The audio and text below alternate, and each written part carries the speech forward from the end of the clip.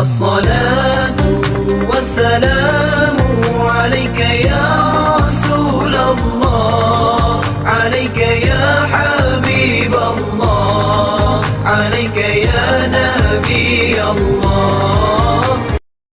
أعوذ بالله من الشيطان الرجيم. بسم الله الرحمن الرحيم. السلام عليكم ورحمة الله تعالى وبركاته. Alhamdulillah, terima kasih saya ucapkan pengerusi majlis, Tuan Imam, Tuan Bilal, Tuan Biru Dakwah, pengerusi Masjid Nurul Amin, ahli jawatankuasa yang terlibat secara langsung ataupun tidak langsung, yang dikasihi dan yang dirahmati, para asatizah, para ma'alim, para habaib, para kiai, para masyayikh, datuk-datuk, datin-datin, doktor-doktor, profesor, tuan-tuan, puan-puan, hadirin hadirat yang dirahmati Allah Subhanahu wa taala. Alhamdulillah, wassalatu wassalamu ala Rasulillah wa ala alihi wa sahbihi wa man wala.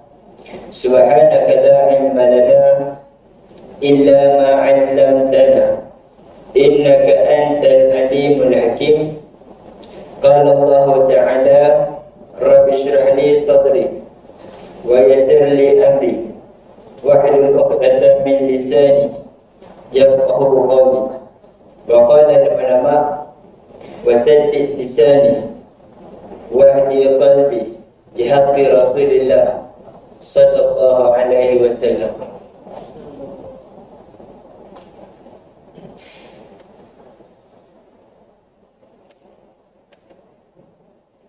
Alhamdulillah. Yang pertama, nawaitul i'tikaf di hadzal masjid sunnatan lillahi ta'ala. Sahaja kita beriktikaf di dalam masjid Nurul Amin ini kerana Allah Subhanahu wa taala.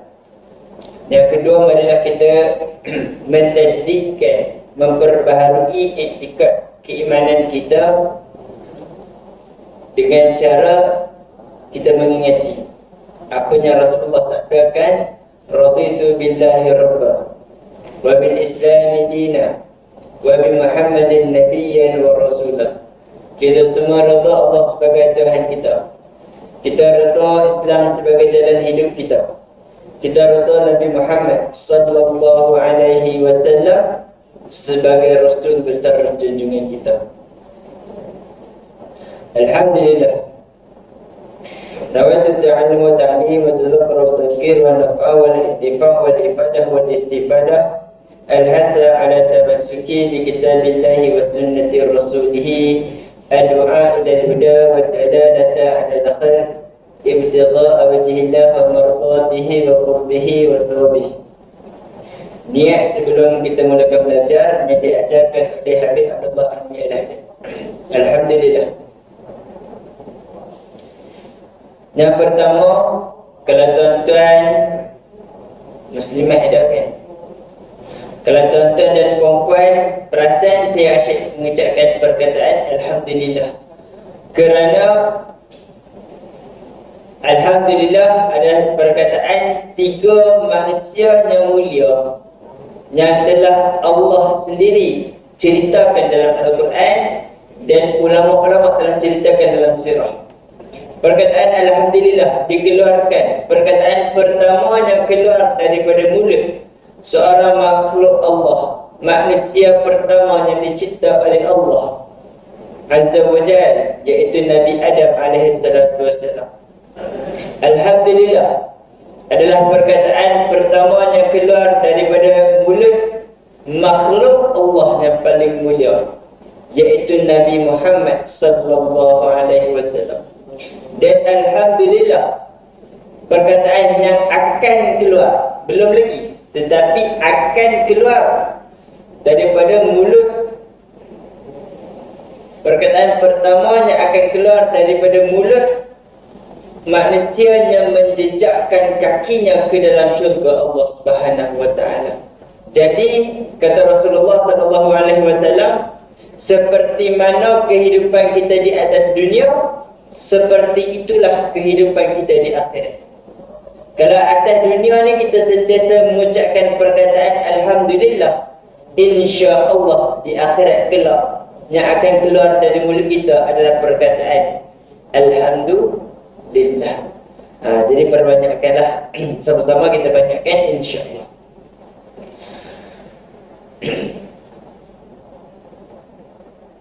Sebelum kita mula, tuan-tuan dan puan-puan semua, apa khabar? Semua sihat? Alhamdulillah. Alhamdulillah. Bagus. Saya tengok kat depan ni tulis hayya nas'al.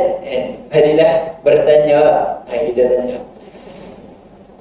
Kata ulama, ilmu adalah imam, amal adalah makmum. Rosaknya imam, maka rosaklah makmum. Rosaknya pemerintah, maka rosaklah rakyat. Jadi kalau rosaknya ilmu, maka rosaklah amalan kita.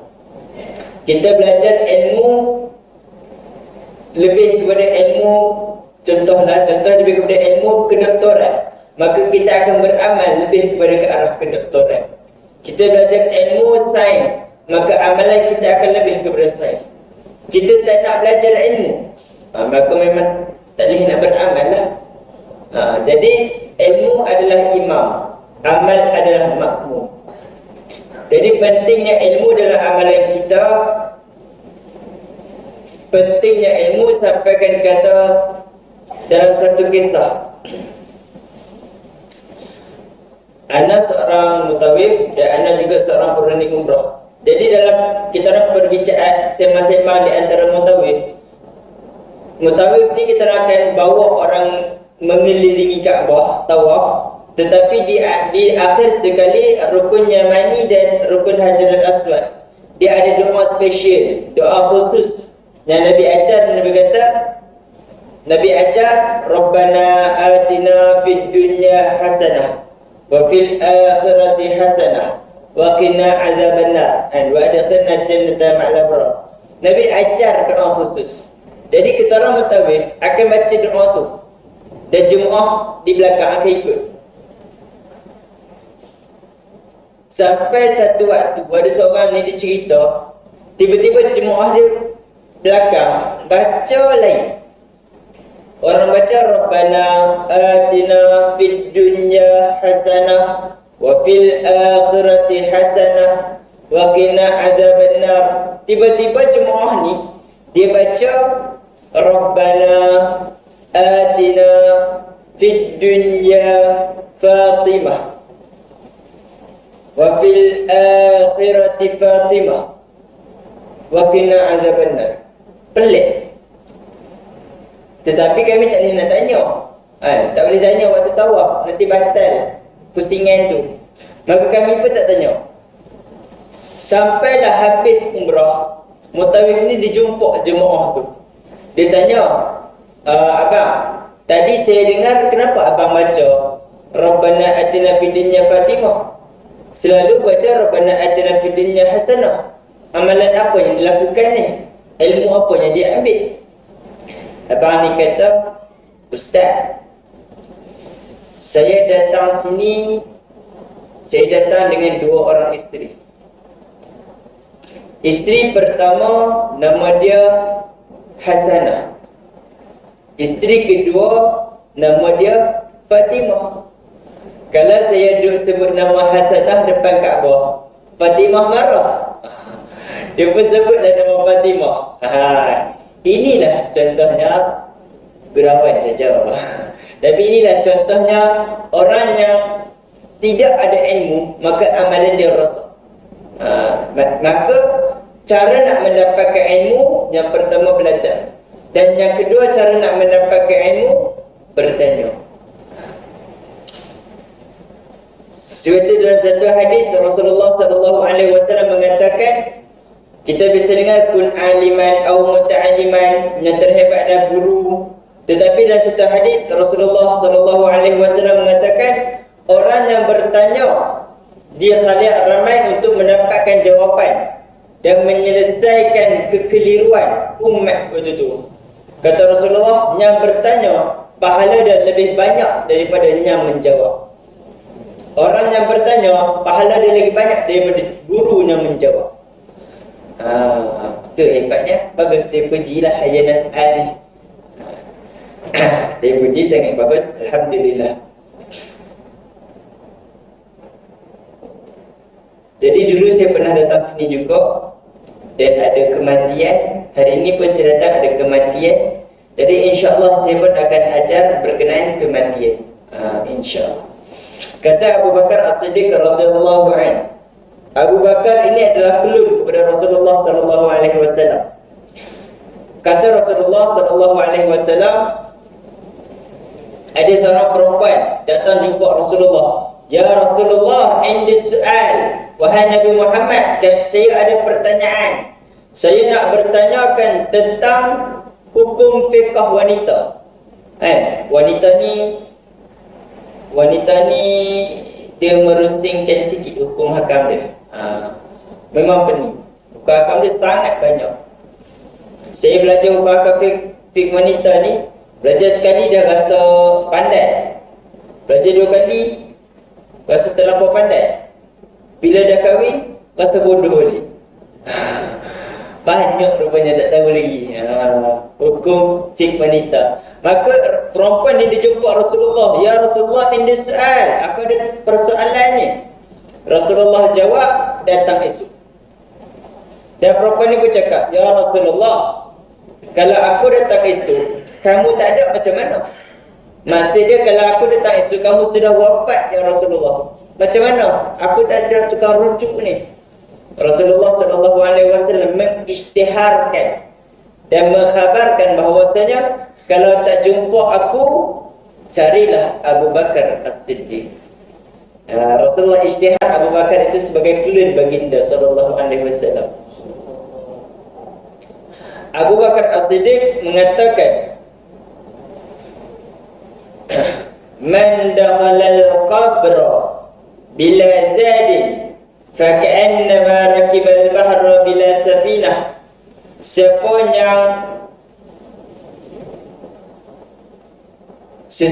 yang masuk ke dalam kubur tanpa bekalan, sama seperti manusia yang pergi ke tengah laut tanpa sampan. Dia pergi tengah laut, dia tak kerti berenang, pergi tengah laut, dia tak tahu nak buat apa. Sebab sampan pun tak ada. Sia-sia. Sebab orang yang meninggal ni, kita nampak dia meninggal itu sia-sia. Tetapi sebenarnya dia meninggal, dia sedang menunggu kita punya pertolongan. Orang yang meninggal bersyukur kepada Allah. Saya tengok masjid ni, kawasan ni, bila ada orang meninggal 3 hari baca tahlil, sedekahkan tahlil. Semoga Allah juga memberikan peluang bila kita meninggal ada orang yang buat macam tu dekat kita. Amin ya rabbal alamin. Kerana orang yang meninggal ni, dia nampak perbuatan kita. Dia nampak apa yang kita buat. Dia dengar apa yang kita cakap. Tapi kita tak nampak dia. Kalau kita nampak dia, tobat nasuhah, lari ya kita. Dia nampak, oh rupanya ni anak aku yang dulu buat baik dengan aku. Rupanya ada jalan, ada benda lain, agenda lain. Dia nampak apa yang kita buat. Dia dengar apa yang kita bualkan, apa yang kita sembangkan. Seorang ulama pernah bermimpi. Dia mimpi jiran dia orang biasa. Jiran dia ni tak adalah banyak amalan, biasa je.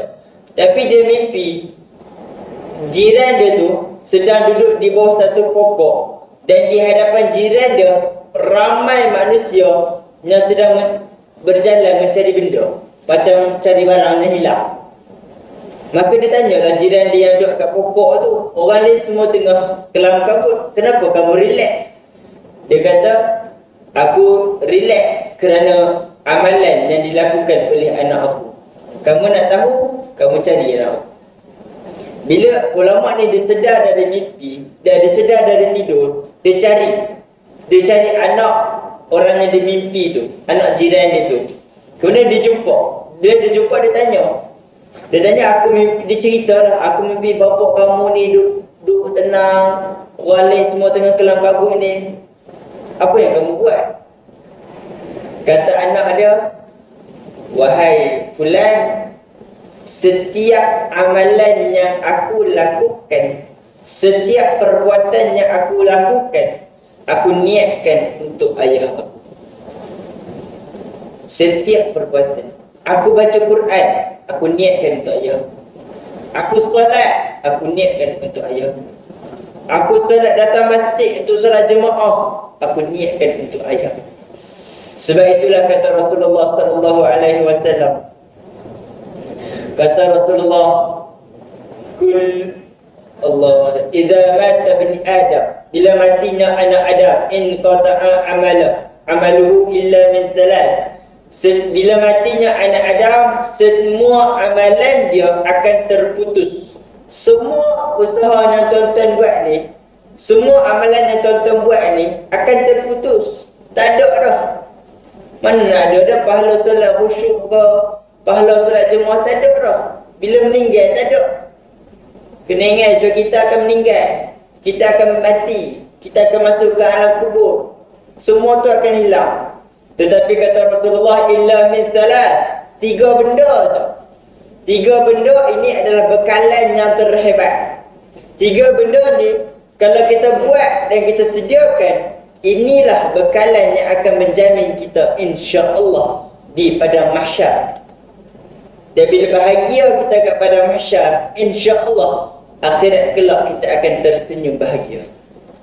Akhirat lain tuan-tuan, mahsyar lain. Mahsyar ni kubur, akhirat ni syurga neraka. Maaf, bukan mahsyar, barzakh. Barzakh ni kubur, mahsyar ini akhirat. Akhirat ni selama-lamanya, barzakh ini sementara sahaja. Barzakh ni permulaan. Kalau barzakh dia bahagia, akhirat dia bahagia. Kerana itulah kata Rasulullah, 3 benda ni adakan bekalan. 3 benda ni kita kena usahakan untuk ada. Yang pertama dalam hadis Rasulullah sallallahu alaihi wasallam, sedekahul jariyah. Sedekah jariyah ni atas nama lain dia wakaf. Atas nama lain dia wakaf. Wakaf ni saya rasa tentang sedekah ni ramai ustaz-ustaz yang bercerita. Semua kita tahu. Dan cara nak berwakaf, cara nak bersedekah, mesti ada harta. Jadi kaya itu bukanlah satu, bila kaya je, ini semua dunia. Sayyidina Uthman, orang yang kaya. Sayyidina Abdurrahman ibn Auf menjadi manusia terkaya di Madinah selepas hijrah. Datangnya dengan keadaan yang sangat miskin, perginya dalam keadaan yang sangat kaya. Bila meninggal, disolatkan oleh Sayyidina Uthman, kembali kepada fitrah, iaitu miskin kembali. Subhanallah. Saya dah cerita panjang sedekah jariah. Yang kedua, kata Rasulullah sallallahu alaihi wasallam, ilmu yang bermanfaat. Ilmu yang bermanfaat ini ilmu yang diguna pakai.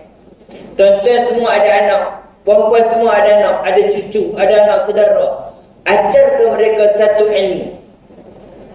Ilmu yang confirm mereka pakai. Kalau kita ajarkan mereka ilmu yang tinggi-tinggi, kita ajar akmek ke semua tu, belum tentu dia pakai. Tapi ajarkan ilmu yang mereka akan pakai dan menjadi kebiasaan mereka wajib pakai. Di antaranya lafaz Bismillahirrahmanirrahim. Simple je tuan-tuan. Ajar anak kita cek baca Al-Fatihah. Ajar anak kita baca Qul Huwallah. Rasulullah sallallahu alaihi wasallam mengatakan, siapa yang ajak orang buat baik, maka baginya sebiji pahala macam orang buat, tak berkurang walaupun satu. Fatihatul kitab ta'dilu bi thulutsayil Quran. Surah Fatihah ini dikenali sebagai 2/3 Al-Quran, tuan-tuan. 2/3. Kita ajar anak kita Al-Fatihah. Anak kita baca Fatihah 17 kali minimum setiap hari dalam solat. Dalam solat minimum 17 kali. Kalau solat fardu saja. Kalau dia buat solat sunat 20 kali. Dia baca sehari 20 kali. Di dalam kubur, orang yang mengajarkan anak itu surah Fatihah tersenyum lebar. Setiap hari datang pahala khatam Quran. 20 pahala khatam Quran, 40 pahala khatam Quran. Tersenyum indah. Malaikat nak azab tu tak mampu nak azab kerana datangnya pahala khatam Al-Quran. Kerana datangnya pahala yang hebat, iaitu Al-Quran. Bukan makhluk tapi kalam Allah Subhanahu wa ta'ala. Ilmu yang bermanfaat, ilmu yang anak-anak kita akan pakai.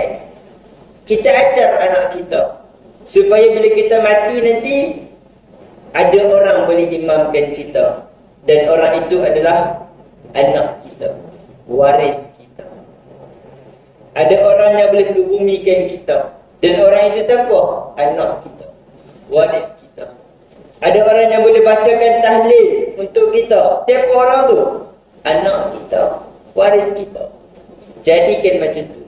Jangan nak bangga anak mendapat pangkat doktor, nak bangga anak ada pangkat datuk, anak PhD, anak master. Kalau nak bangga tentang benda tu, ketika kita mati, anak semua lari ke belakang. Ketika kita berada di hadapan, anak semua berada di pintu. Ketika mana kita nak masuk dalam kubur, anak semua dalam kereta.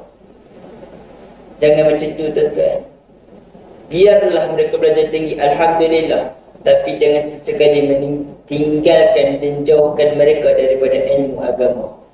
Mereka tak boleh nak advance tinggi, tak boleh nak baca kitab Ihya Ulumuddin.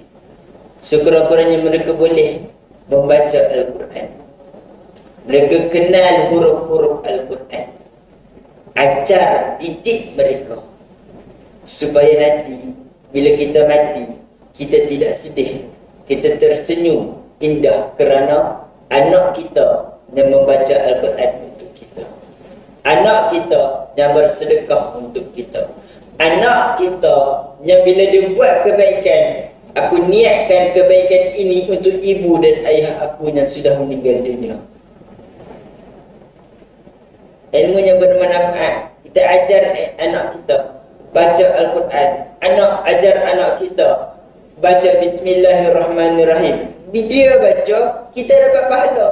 Ajar anak kita, ajak anak kita datang solat jemaah supaya dia nampak.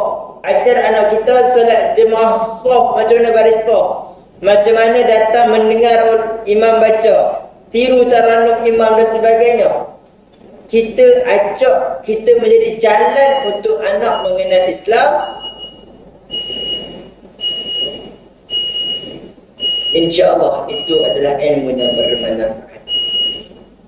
Jadi kita bagi ruang ta'ziah dahulu.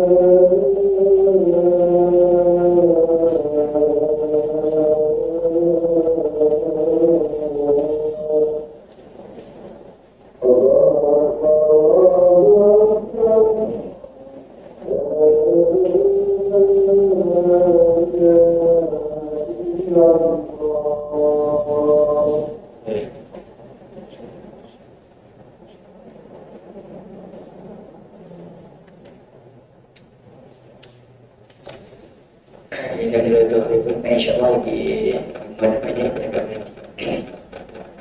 InsyaAllah kita sambung yang kedua tadi adalah ilmunya bermanfaat. Ajarkan ilmunya bermanfaat. Kalau tak ada nak ajar anak, kita ada nak ajar sebagai guru, kita ajarlah anak kita.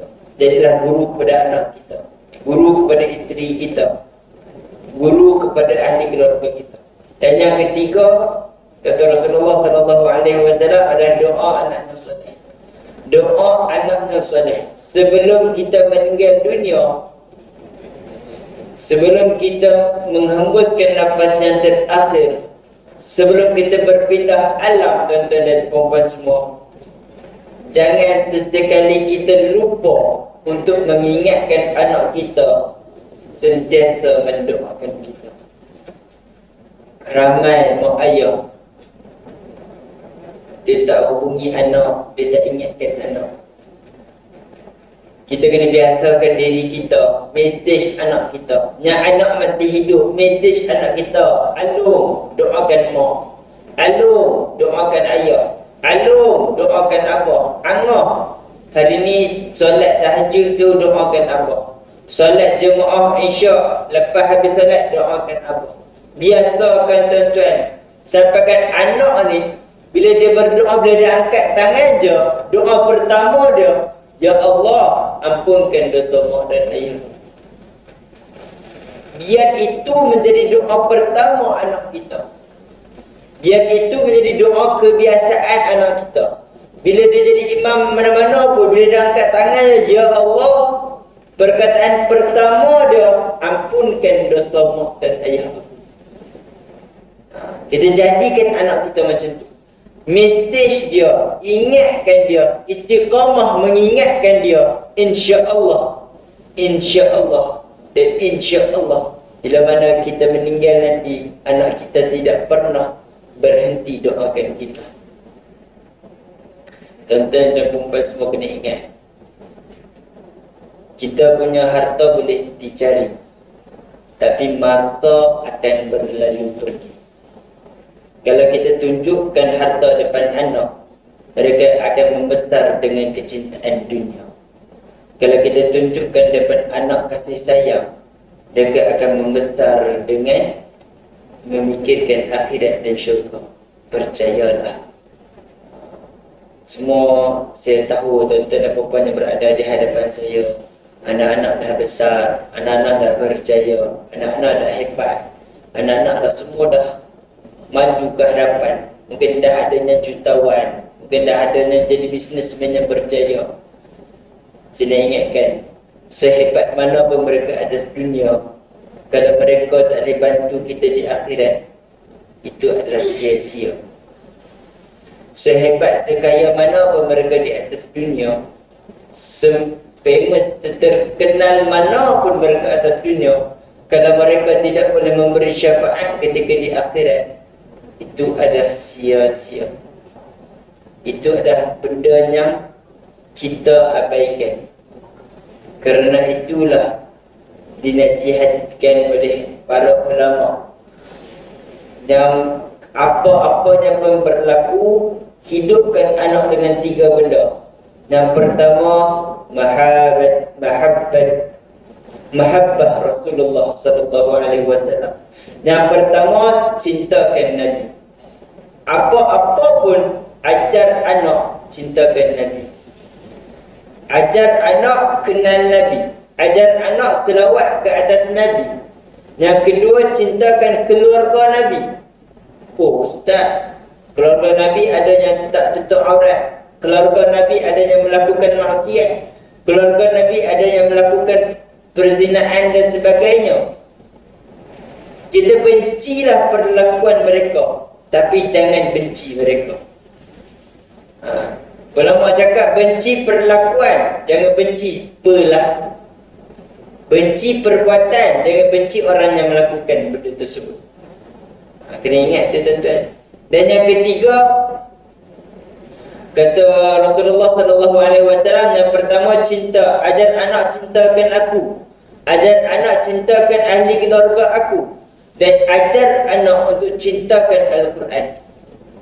Tiga benda ni tuan-tuan kena pastikan anak hebat macam mana pun, buka Quran depan dia, dia boleh baca Quran. Anak hebat macam mana pun, bila sebut nama Muhammad, dia akan berselawat ke atas baginda sallallahu alaihi wasallam. Sehebat mana, setinggi mana, sebanyak mana pun jawatan yang anak kita ada, pastikan bila buka Quran, bila sebut nama Rasulullah, bila sebut ahli keluarga baginda, dia tahu, dia reti dan dia bijak dalam membaca Al-Quran dan mencintai baginda sallallahu alaihi wasallam. Jadi itulah tuan-tuan dan puan semua, itulah bekalan terhebat kita. Sebelum kita mati, pastikan kita ada bekalan, dan di antaranya adalah doa anak kita. Semua ada anak yang hebat, yang reti berdoa, pastikan ada. Pastikan dia bersedekah, niatkan kita. Dia nak masuk duit dalam tabung, niatkan kita. Kita ajar dia, nak masuk tabung, niatkan apa? Nak baca Quran, niatkan apa? Nak solat, niatkan apa? Dan yang kedua, ilmu yang bermanfaat. Pastikan kita ajarkan satu ilmu yang dia boleh buat setiap hari. Bismillahirrahmanirrahim. Dia boleh baca setiap hari Bismillah. Ajarkan perkataan Bismillah. Satu ilmunya senang, tetapi ramai yang lupa. Satu ilmunya mudah, tapi ramai yang abaikan. Kata Rasulullah sallallahu alaihi wasallam, sesiapa yang membaca Bismillah tawakkaltu 'ala Allah wala haula wala quwwata illa billah, sebelum dia keluar rumah, sebelum dia pergi berjalan jauh, dia membaca di hadapan pintu rumahnya, Bismillah tawakkaltu 'ala Allah wala haula wala quwwata illa billah. Kata Rasulullah sallallahu alaihi wasallam, hudiyat wa kufiyat wa wuqiyat wa tanaha lahu syaitan, atau kama qala. Kata Rasulullah, orang yang baca tu depan pintu, Allah akan berikan dia hidayah. Allah akan mencukupkan rezeki dia.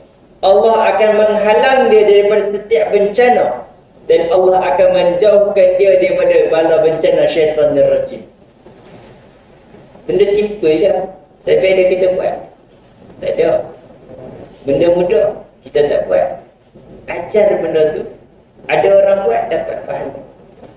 Dan yang ketiga ada sedekah jariyah ataupun wakaf. Dan wakaf yang terhebat daripada sahabat Rasulullah sallallahu alaihi wasallam adalah wakaf Sayyidina Uthman ibn Affan. Di Madinah masih ada lagi harta wakaf 1400 tahun yang dahulu. Tanah tersebut, geran tanah itu masih lagi nama Uthman ibn Affan. Di Mazra'ah Biru Uthman, dekat dengan Masjid Qiblatan. Dan sekarang ni dia bukan satu baris, di tepi jalan ada satu hotel. Dan hotel itu namanya Pondok Uthman ibn Affan. Pondok Sayyidina Uthman. Pondok itu, hotel itu geran nama dia Sayyidina Uthman, dan hotel itu dibina berdasarkan keuntungan telaga yang Sayyidina Uthman wakafkan. Panjang cerita dia. Tapi sedap cerita dekat sana. Nampak sikit. Okey. Jadi cukup setakat itu sahaja. Ada satu amalan yang saya nak bagi untuk akhir sekali. Kata Rasulullah sallallahu alaihi wasallam, dan ini pun kita harapkan kita amal sama-sama. Dalam satu hadis riwayat At-Tabrani, kata Rasulullah, man qala fi kulli yawmin 25 marrah. Sesiapa yang baca satu zikir ini, ni kita hafal dan kita amalkan. Senang.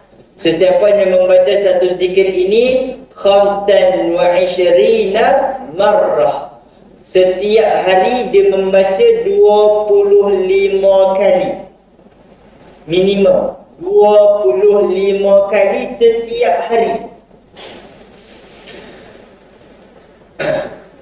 Dan Rasulullah sallallahu alaihi wasallam mengatakan, summa mata ala firashihi, kalau dia meninggal di atas tempat tidur dia. Kalau dia meninggal dunia dalam keadaan biasa, dia tidur, tiba-tiba dia meninggal. Dia sakit di atas hospital, terbaring dan meninggal dunia. Kata Rasulullah, a'tahu Allahu ajra syahid. Allah akan ganjarkan pahala orang ni seperti orang yang mati di medan perang. Allah akan ganjarkan, Allah akan layan dia ketika di akhirat kelak seperti orang yang mati syahid. Orang yang mengamalkan satu zikir ini 25 kali sehari, tidak lagi melihat azab kubur, tidak lagi melihat kepedihan pada mahsyar, tidak lagi melihat kepanasan api neraka. Bila buka mata, yang dia nampak ada istana syurga. Subhanallah. Zikir dia pendek je tuan-tuan. Zikir dia, Allahumma barik li fil mauti wa fima ba'da mauti. Itu sahaja. Allahumma barik li fil mauti wa fima ba'da mauti. Rasulullah SAW sendiri mengisytiharkan doa ini, zikir ini diamalkan, maka pahala ganjaran dia sangat besar. Dan maksud dia, ya Allah, berkatilah kematian aku dan berkatilah kehidupan selepas kematian aku. Wallahu a'lam. Saya minta maaf salah silap, saya minta maaf terkasar bahasa. Nyambil daripada Allah Subhanahu wa taala, yang buruk daripada diri saya sendiri. Saya minta maaf kerana mengambil masa tuan-tuan dan puan. Kita akhiri dengan sedikit doa. A'udzubillahi minasyaitonirrajim. Bismillahirrahmanirrahim. Alhamdulillahirabbil alamin, wassalatu wassalamu ala asyrafil anbiya'i wal mursalin wa ala alihi washabbihi ajma'in. Allahumma fakirna fi din wa 'allimna ta'wil wa 'allimna ma yanfa'una wa anfa'na ma 'allamtana ya arhamar rahimin. Allahumma inna nas'aluka 'ilman nafi'an wa rizqan thayyiban wa rizqan wasi'an wa shifaa'an min kulli da' wa 'amalan mutaqabbala. Allahumma rabbana atina fid dunya hasanah wa fil akhirati hasanah wa qina adzabannar. Wassallallahu ala sayyidina Muhammad wa ala alihi wa sahbihi wa baraka wa sallam. Walhamdulillahi rabbil alamin. Aqulu qawli hadza wa astaghfirullahal azim li wa lakum. Assalamu alaikum warahmatullahi ta'ala wabarakatuh.